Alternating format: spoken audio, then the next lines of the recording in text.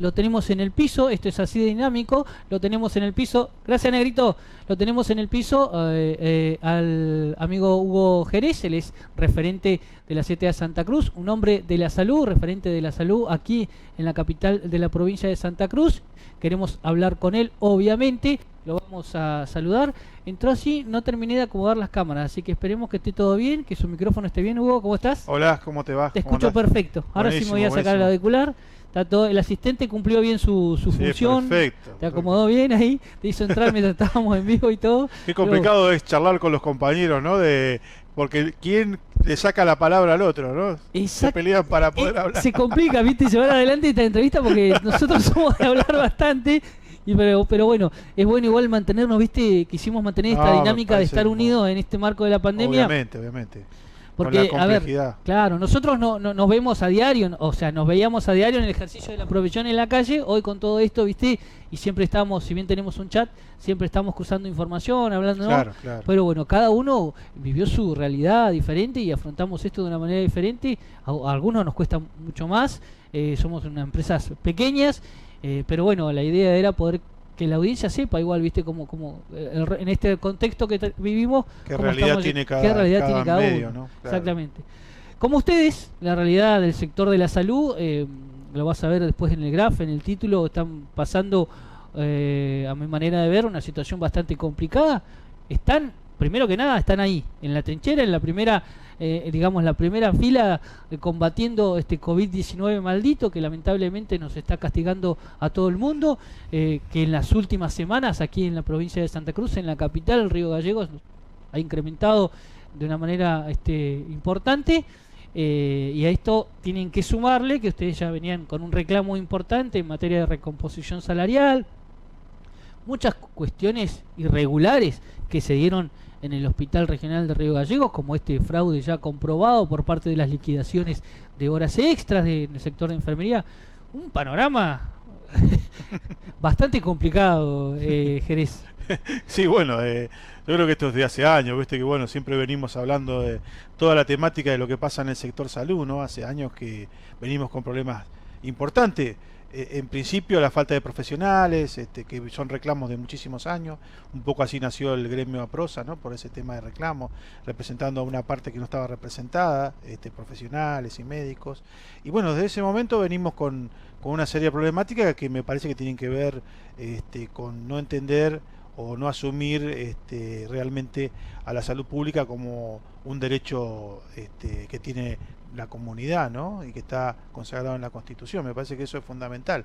La salud pública, nuestra caja de servicios sociales, nuestra obra social de los trabajadores de la administración pública, creo que son temas fundamentales y por lo tanto la inversión que se debe hacer en esos lugares debe ser una inversión importante, que debe estar bien considerada dentro del presupuesto provincial y además debe ser ejecutada de una manera de que los recursos lleguen para la mejor atención con calidad de los pacientes que llegan al hospital de salud pública. Así que esto viene de hace tiempo. Obviamente hoy, ya en el año 2009 nos pasó lo de la influenza, el tema de la influenza, que fue algo similar, nada más que ya había alguna medicación para poder curarlo, y después salieron las vacunas, o sea, hubo otra protección con respecto a la influenza. Pero con respecto a esto del COVID nos agarró a todo el mundo, creo, un poco en pañales, ¿no? Así que imagínate a Río Gallegos, que veníamos mal con estas y muchas otras temáticas que creo que todas confluyen en el hecho de que se ha dejado de lado por parte del gobierno la atención de la salud pública y un poco se ha dejado a la deriva hospitales y todo el sistema de salud pública provincial, ¿no? Así es, Hugo, nadie puede discutir en este momento el rol que están jugando los profesionales de la salud, todos, desde el chofer de la ambulancia, el camillero, los chicos de limpieza. Terrible, tremendo laburo. Es tremendo el trabajo. Ahora, qué sé yo, por ahí los gobiernos desgarran las vestiduras diciendo que están acompañando, que los aplauden, anuncian bonos que no se terminan cobrando. Ustedes se han expresado al respecto. ¿Están dadas las condiciones hoy? En esa hilera, en ese sector donde suena la alarma, sabemos que suena la alarma todo el tiempo de protocolo de COVID-19, ¿están todas las condiciones dadas para que los profesionales de la salud, desde la limpieza, desde el de la limpieza todos los hasta trabajadores todos los trabajadores cumplan con ese rol como corresponde? Bueno, acá, viste, obviamente no. Obviamente la respuesta, si vos me decís rápidamente contestaste, no. Yo creo que nosotros desde el principio, cuando comenzó el tema del COVID, reclamamos fundamentalmente el poder armar algún comité de crisis, algún comité dentro de cada hospital, ya que el Ministerio de Salud había delegado en los hospitales de cada lugar, de las direcciones de los hospitales, un poco el manejo del COVID. Esto hizo que hubiera diferentes políticas en toda la provincia, en los diferentes hospitales, de cómo manejar el COVID. A veces muy sobreprotectoras y a veces, como pasó en nuestro hospital, un poco en la desorientación desde que empezó esto, con falta de insumos. Vos recordás que en principio reclamamos los insumos de protección para el personal. Nosotros apuntamos mucho en esto del COVID a la protección personal del trabajador de la salud. Y fundamentalmente el que está cara a cara con el paciente, un poco lo que enumerabas vos, ¿no? Los chicos de limpieza, enfermeros, camilleros, médicos, administrativos que están al frente del COVID y que forman la primera barrera del paciente cuando ingresa al hospital, luego de haber sido, a través del 107, de haber sido convocado, ¿no? para revisar a ver cuál es su situación. La verdad que no. Hoy puedo decirte que sigue esa desorganización. Nosotros volvimos a pedir que se cumpliera a través de la CTA un decreto, que es un decreto 645, que no es un decreto de ahora, es un decreto de abril, una resolución emitida por el Ministerio de Salud, donde explica bastante cómo debería actuar cada sector de la administración pública con respecto a esto, ¿no? Después, por supuesto, hay que las puntualidades de los servicios de salud, se hacen los protocolos de salud en cada sector diferenciado, pero bueno, eso lo tenemos que hacer nosotros dentro del hospital. Pero en esto había una pauta que implicaba que se recomendaba esto que te decía yo, ¿no? La creación de algún sistema en el cual estuvieran representados los trabajadores, delegados y todas esas cosas. Bueno, de esa recomendación absolutamente nada. Con respecto, vos sabés que hubo unas paritarias y hay dentro del convenio colectivo sectorial marco, hay la CIMAT, está la COPREL, son digamos algunas desprendimientos que hay dentro del convenio que están apuntados a la seguridad del trabajador. Eso tampoco se terminó de formalizar, quedó a media. Entonces, en una situación de COVID donde desconocemos cuál es la enfermedad, desconocemos más de lo que conocemos sobre la forma de los contagios, donde tenemos una situación que el mundo no sabe, no es que no la sabemos en Río Gallegos, ¿no? Era necesario estar más juntos, más unidos y estar representados por todos los sectores para poder bajar una información clara a todo el personal de salud. Bueno, eso no ocurrió, lamentablemente. Y lo seguimos reclamando. Claro, de hecho, por estas últimas horas ustedes han tenido un incremento importante dentro de la salud de casos positivos. Lamentablemente tenemos personal de salud que dieron casos positivos, algunos dentro del hospital, algunos fuera del hospital, no lo sabemos porque tampoco conocemos cuál es el nexo de las personas que se han contagiado. Y hasta ahora, evidentemente, no sé si el Ministerio lo está analizando, lo está siguiendo, no lo sabemos, porque tampoco. Yo tuve una reunión con el ministro hace un tiempo atrás por el tema de los bonos y otras cosas, y yo le expresé mi preocupación con respecto a el ingreso a la provincia de la gente que estaba ingresando, que no se estaban haciendo los controles, o sea que el Ministerio de Salud, que es el responsable de todo lo que pasa en la provincia, no estaba haciendo su tarea de la mejor forma. Y esto tenía que ver con que ajuste las clavijas, con que capacite, con que ordene y con que yo creo que el sistema de salud está capacitado por la cantidad de gente que hay para que pueda poner a alguna persona o dos personas en cada lugar de ingreso a la provincia. Bueno, yo no sé si esto se hizo, pero evidentemente muchas personas me expresaban en forma personal que habían ingresado a la provincia sin haber tenido ningún tipo de control. Y eso es grave, porque si nosotros adentro nos estamos tratando de cuidar, si no, la frontera, el lugar donde que es el ingreso de personas que vienen o de Cava o de Buenos Aires, de otros lugares, camioneros, otros sectores, o del sur, en Ushuaia y en Tierra del Fuego también ha habido inconvenientes, estamos en un problema, porque estamos trayendo la cuestión de afuera. Esto hablaba de cuidarse, no es que haya grandes, temas médicos en esto, sino cuidarse, distanciamientos, aislamientos, 14 días, control por parte del ministerio de cada uno de los que esté sabiendo si no se fue de la casa, si está. Yo sé que uno puede pedirle a las personas y a la gente que se cuide y que debería ser responsable. Sabemos que hay parte que no lo es, por lo tanto debemos cuidar. tenemos la tendencia a no obedecer esas cuestiones y a no respetar esto, el uso de barbijo, el distanciamiento, que son las dos, digamos, grandes, digamos, situaciones o básicas que se piden al no haber ningún tipo de solución por ahora para la enfermedad. Así que en este sentido yo creo que el Ministerio de Salud lamentablemente no ha cumplido una función, porque una cuestión es decir, hacer decretos, hacer normas, ahora después hay que hacerlas cumplir, llevarlas adelante y que la gente las cumpla y que luego se controle que eso se cumpla. Creo que toda esa parte lamentablemente no se ha hecho. Ahora, ustedes estos reclamos lo plasmaron de una forma concreta, le han entregado a las autoridades por las últimas horas, han podido dialogar, entregarle a la autoridad a través de alguna documentación. Desde el principio del COVID hemos ido viendo cómo se va desarrollando y entregando notas. No hemos sido, para hablar por este tema, recibido por la dirección de nuestro hospital, por ejemplo. Yo creo que es el mismo reclamo que tienen en otros hospitales, no es un reclamo solamente del hospital, ¿no? Sino que las autoridades del hospital se manejan con algunas personas y nada más. Pero, a ver, en esta situación peor, donde el COVID ya está afectando a muchos compañeros, es donde necesitamos saber todos en qué situación estamos para no perder, no solamente para que esa gente que está con el COVID se cuide y esté medicada y la controlemos, sino para que no haya contagios. Vos imaginate si llega a haber contagio dentro ya hay creo que 40 o más compañeros aislados, y hay 6, 7, 3, 4, pero 6, 7, 8 probables contagiados. De sector administrativo, de sector de enfermería, de sectores médicos, algunos. Me cabe una pregunta, porque estás hablando del sector administrativo. ¿Cómo se contagia el sector administrativo de aquel que está ahí en enfermería, en limpieza, donde hay un positivo? Nosotros estamos todos en contacto muchas veces permanentemente.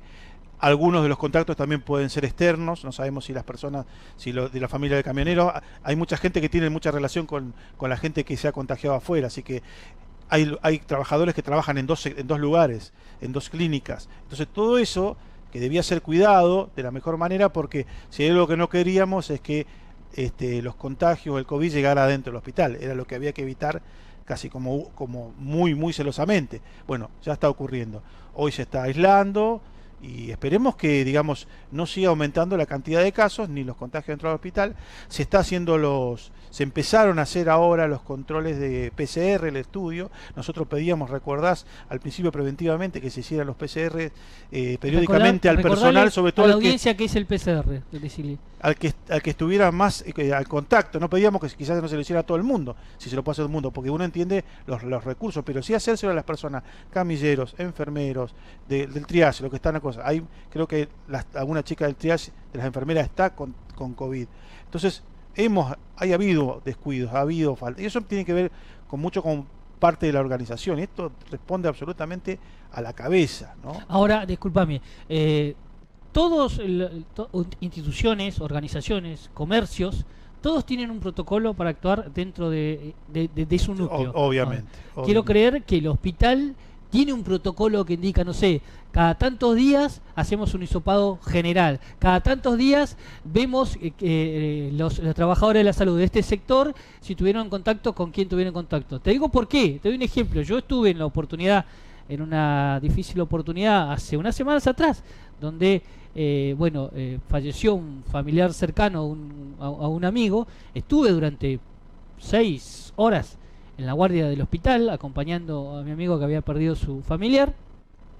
Se activó la alarma en varias oportunidades, ingresaba la gente a la guardia, atrás te estoy hablando, iba, venía, en ningún momento nos dijeron, muchachos, córranse, salgan de acá, pónganse los barbijos, o no había barbijo para nadie en ese momento, inclusive adentro, no estaban con barbijo, o en ningún momento nos realizaron los controles pertinentes después de haber estado 6 horas adentro, de haberse activado 2 o 3 oportunidades la alarma que señala estamos en protocolo de COVID. O sea, ¿hay un protocolo que establezca los patrones de cómo se tienen que manejar cada uno de los sectores? Sí, sí hay protocolos. Lo que no hay es llevar adelante el cumplimiento del protocolo.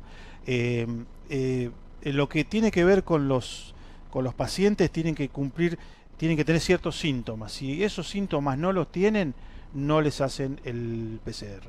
Es así. Solamente le hacen a los que tienen esos.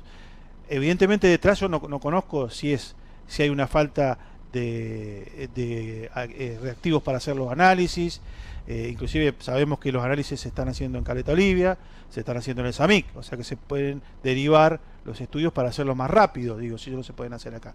Eso no lo conocemos, lo desconocemos realmente. Y es por esto que yo te estoy diciendo.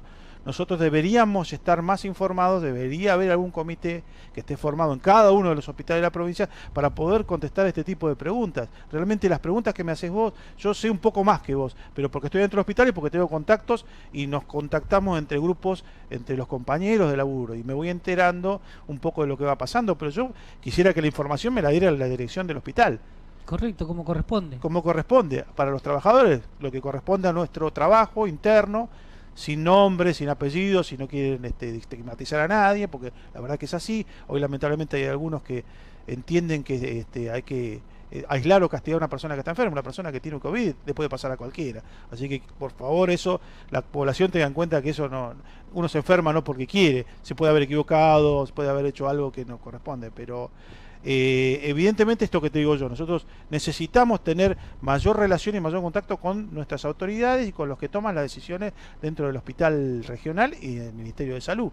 Así que por eso vuelvo a reiterar esto, que yo veo la desorganización que ha habido justo cuando la pregunta era, mientras se iba desarrollando el COVID, ¿cómo está la situación? Y estaba bien porque no teníamos pacientes. Ahora el momento es cuando los pacientes están. También dejar tranquilidad a la gente, porque esto es lógico, de que hay por ahora camas suficientes como para atender todo este tipo de patologías, porque la mayoría de los pacientes están en sus casas o están en hoteles, sin tener síntomas que necesariamente deban estar dentro del hospital. Por eso se le hace una tomografía, por ver el sistema de los pulmones, en qué situación está y si hay que dejarlo internado o no. Por eso el protocolo hace el ingreso, se le hace la toma de temperatura. Bueno, una cuestión que pedían simple los trabajadores también del hospital es que se tomen la temperatura. No se toma la temperatura de los trabajadores del hospital.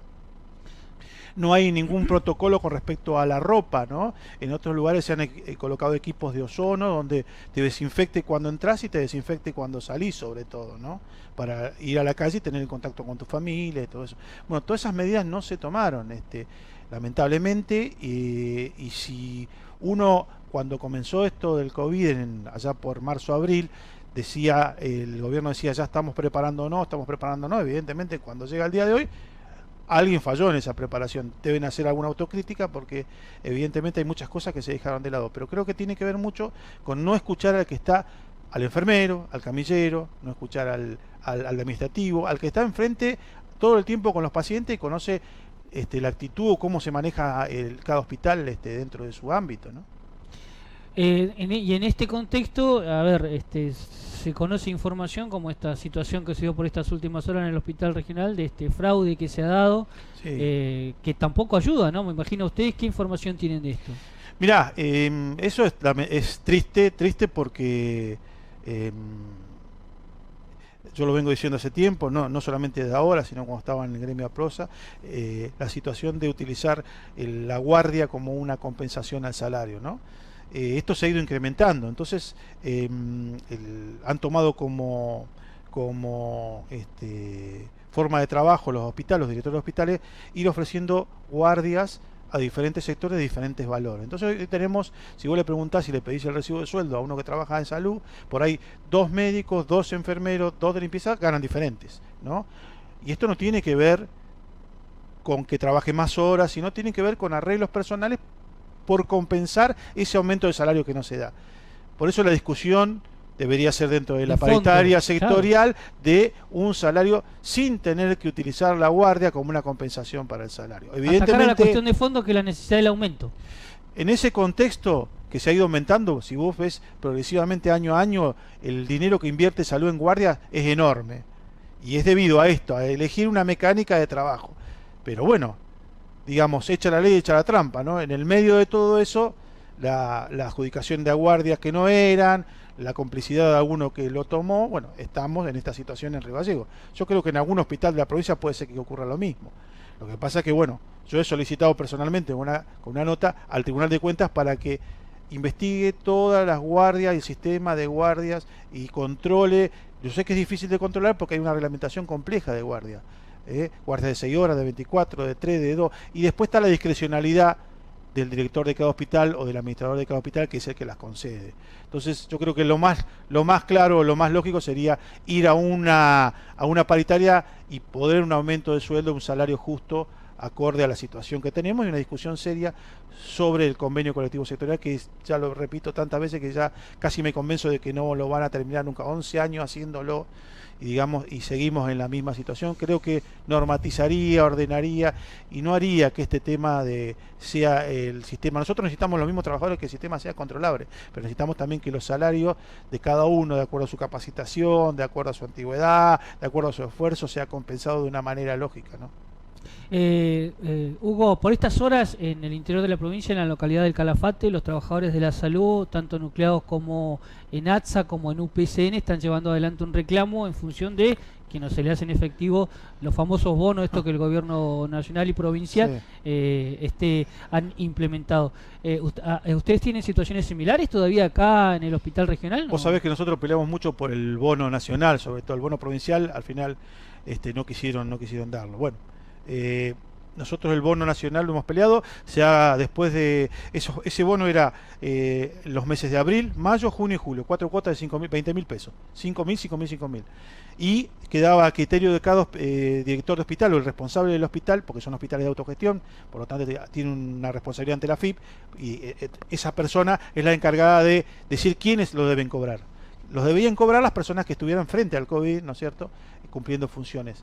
Ellos debían determinar los nombres, y mandar mensualmente los listados, o en realidad mandar el primer listado mensual, que se mandó como 2 meses más tarde, por la implementación, que fue complejo. ¿Por qué fue compleja la implementación?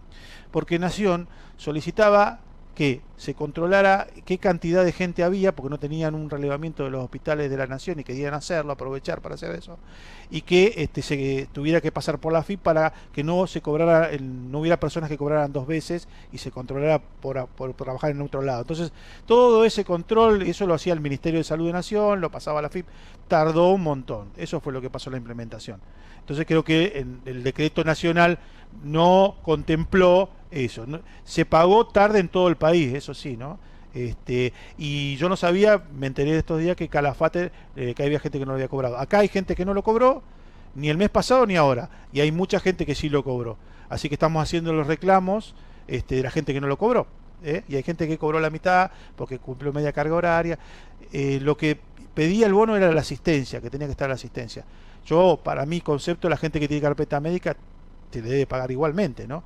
Porque no es una cuestión personal, sino que tiene una carpeta médica y por lo tanto se considera que está. Pero bueno, eso es una consideración que por ahí hay que hacer en una mesa de discusión, ¿no? Pero evidentemente hay gente que no se le ha terminado de pagar.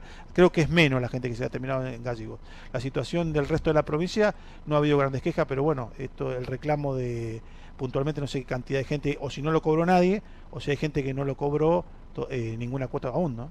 ¿Qué puede pasar? Hugo, vos sabrás que por estas horas se está llevando adelante de manera virtual una reunión, no se llama paritaria, pero es una reunión de partes para llegar a un acuerdo salarial con la docencia, con los gremios de la docencia, ¿no?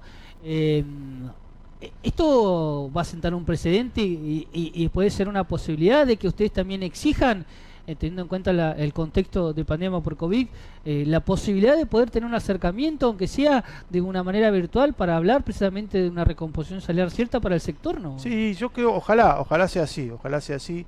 Yo creo que hubo un error en, por ejemplo, discutir valor de guardias en la paritaria central. Yo creo que era una discusión que se debía que haber dado en la paritaria sectorial. Yo creo que los mismos gremios debían haber llevado la discusión hacia ese sector, porque el gobierno siempre interpreta que cuando ya se terminó y se cierra la discusión. El aumento ha sido 15% supuestamente en julio y 5% en septiembre. Los aumentos van para un 591, yo saqué la cuenta, más o menos 5.000, 6.000 pesos. Y para un médico podrá ser 12.000, 13.000 pesos, un poquito más. No es una suma que implica un aumento. No olvidar que en el 2016 no hubo ningún tipo de aumento y que me parece que no es solamente el aumento en algunos ítems, se aumentó un poco el título, se llevó el título a 4.000 pesos, un título médico 4.000, 5.000 pesos. Me parece que está muy lejos de lo que debiera ser. Entonces, creo que la discusión tiene que ser otra. Sabemos que hay problemas de recursos, obviamente, en la provincia. Tiene que ser sectorial necesariamente. Tiene que ser sectorial. porque tiene que ser lo más justo posible para todos los trabajadores. Me parece que debe ser así, y yo creo que ojalá termine pronto el tema del COVID y podamos salir de esto. La situación va a seguir igual, no, seguimos sin profesionales médicos, hoy hay muchos que están de paro y que no están haciendo la guardia. Bueno, De hecho, las autoridades del gobierno han convocado a profesionales médicos del interior de la provincia. Hoy hicimos una entrevista con el doctor Horacio Córdoba del Colegio Médico, y él nos ha señalado, igual que le han pedido colaboración, o sea que evidentemente no había previsión en que esto. Yo pensé que tenían un listado de médicos ya hablados y charlados, porque si pasaba esto iban a venir inmediatamente. No, salieron a buscar refuerzos afuera. Me parece que la organización, la verdad que si estuvo, no se vio.